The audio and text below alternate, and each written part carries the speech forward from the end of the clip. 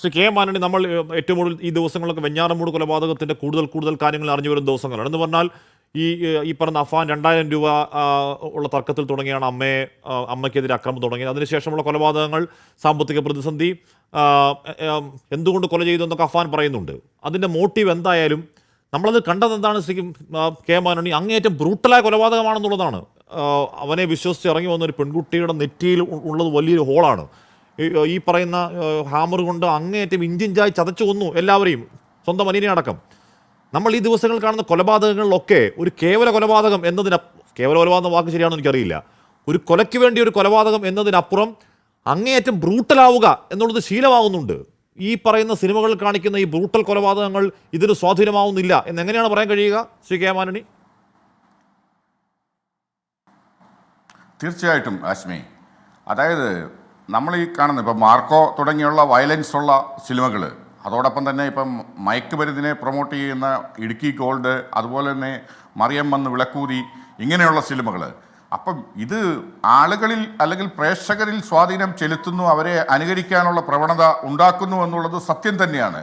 നമുക്കറിയാം, ദൃശ്യമെന്ന് പറഞ്ഞ ഒരു പടം ഒരുവിധം നല്ലൊരു പടം തന്നെയാണ്. പക്ഷേ ആ പടത്തിൽ കണ്ട മൊബൈൽ ഫോണിൻ്റെ ഉപയോഗവും ആ രീതിയിലുള്ള ചില കാര്യങ്ങളും അതിനുശേഷം വന്ന ഒരുപാട് ക്രൂരമായ കൊലപാതകങ്ങളിലും അതുപോലെ തന്നെ അക്രമ പ്രവർത്തനങ്ങളിലും നടപ്പിലാക്കിയിട്ടുണ്ട്. അതിനർത്ഥം സിനിമ നൽകുന്ന മെസ്സേജ്, സിനിമയിൽ കാണുന്ന കാര്യങ്ങൾ അനുവർത്തിക്കുക, ക്രിമിനൽ മൈൻഡുള്ള ആളുകളെ സംബന്ധിച്ചിടത്തോളം അവർക്കതൊരു പ്രേരകമായിട്ടുള്ള കാര്യമാണ്. അപ്പോൾ തീർച്ചയായിട്ടും ഇപ്പം മുമ്പ് സജി നന്ദിയായിട്ട് പറഞ്ഞതുപോലെ രണ്ട് കാര്യങ്ങൾ, അതായത് ഈ തിരക്കഥാകൃത്ത് ആ കഥ എഴുതുമ്പോൾ ആ കഥാപാത്രത്തിനെ സമൂഹത്തിൽ നിന്ന് കാണുന്നുവെന്ന് പറയുന്നു. അപ്പോൾ ആ പറയുന്ന ഇത്രമാത്രം പൈശാചികമായ ക്രൂരകൃത്യം ചെയ്യുന്ന ഒരു കഥാപാത്രത്തെ മാത്രം കണ്ടിട്ട് ഇവിടെ അവതരിപ്പിക്കണോ എന്നുള്ളതൊരു ചോദ്യമാണ്. കാരണം കഥാപാത്രങ്ങൾ പൗരന്മാർ അല്ലെങ്കിൽ ക്രിമിനൽസോ അല്ലെങ്കിൽ അങ്ങനെയുള്ള ഒരുപാട് ആളുകൾ ഇവിടെ കാണും സമൂഹത്തിൽ. അവരെ മാത്രം എഴുതി അവരെ കണ്ടുകൊണ്ട് മാത്രം എഴുതുന്ന സിനിമ എന്നുള്ളത്, ഇതിനകത്തൊരു സത്യം എന്ന് പറയുന്നത് എന്താണെന്ന് ചോദിച്ചാൽ, ഇത് ഈ സിനിമയെന്ന് പറയുന്ന ഒരു ബിസിനസ് തന്നെയാണ്. മുടക്കുന്ന കാശ് കുറേ കിട്ടണം. ആ കാശ് കിട്ടണം എന്നുണ്ടെങ്കിൽ 100% ഉറപ്പുള്ള ഓഡിയൻസ് എന്ന് പറയുന്നത് ഈ ക്രിമിനൽ മൈൻഡുള്ള ഈ ചെറുപ്പക്കാരാണ്. അവരെ പ്രൊമോട്ട് ചെയ്യാനും അവരെ ആവേശഭരിതരാക്കാൻ വേണ്ടി സൃഷ്ടിക്കുന്ന സിനിമകളാണ്.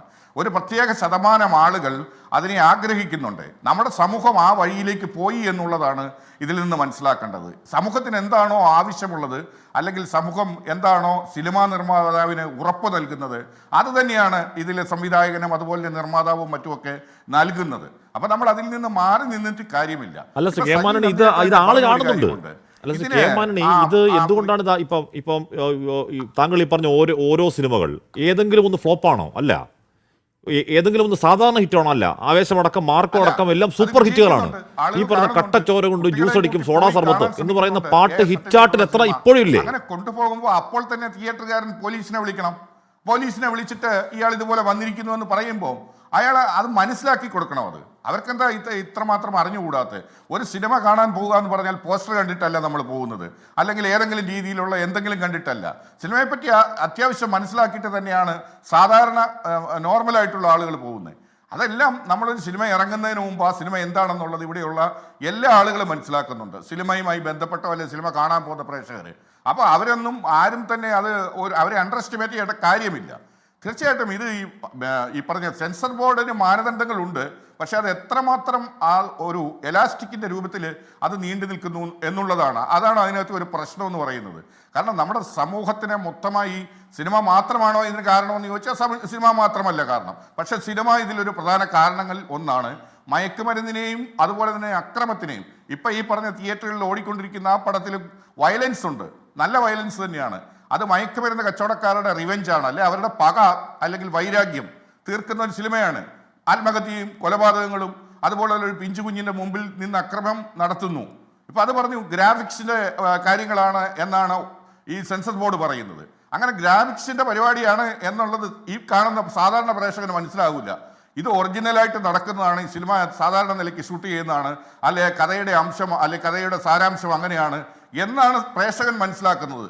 അതല്ലെങ്കിൽ ഇതിനകത്ത് ഗ്രാഫിക്സ് എവിടെയുണ്ട്, അല്ലെങ്കിൽ ഇതിന്റെ സാങ്കേതിക വിദ്യയുടെ പുരോഗതി എവിടെയാണ് നടന്നതെന്നൊന്നും സാധാരണ പ്രേക്ഷകനെ സംബന്ധിച്ചിടത്തോളം അറിയണമെന്നില്ല.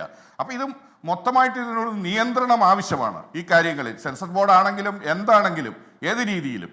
പിന്നെ ഈ പറഞ്ഞ ആവിഷ്കാര സ്വാതന്ത്ര്യമുണ്ട് എന്നുള്ളതിൻ്റെ പേരിൽ നമുക്ക് എത്രമാത്രം പോകാമെന്നുള്ളതിനൊരു പരിമിതി കൽപ്പിക്കണം. നമ്മുടെ സമൂഹത്തിന് നഷ്ടപ്പെട്ടുകൊണ്ട് പോയിക്കൊണ്ടിരിക്കുന്ന കാര്യങ്ങളാണിത്. കുടുംബ ചിത്രങ്ങളോ അല്ലെങ്കിൽ സാമൂഹിക വിഷയങ്ങളെ കൈകാര്യം ചെയ്യുന്ന ചിത്രങ്ങളോ ഇന്ന് വരുന്നില്ല, ഒന്നും തന്നെ വരുന്നില്ല. ഒരു സംവിധായകന്റെയും വരുന്നില്ല, ഒരു നടന്റെയും വരുന്നില്ല. അപ്പൊ അത് നമ്മൾ വളരെ ഗൗരവത്തോടെ കാണേണ്ടതാണ്. കാരണം കുടുംബചിത്രം വന്നാൽ ഓടില്ല, വിജയിക്കില്ല. കുടുംബ ബന്ധങ്ങളില്ല, വിഷയങ്ങൾ വന്നു കഴിഞ്ഞാൽ സമൂഹത്തില് അതാണ് ആ മാറ്റങ്ങളാണ്. ആ മാറ്റങ്ങളായിട്ട് തന്നെ നമ്മൾ ഉൾക്കൊള്ളണം.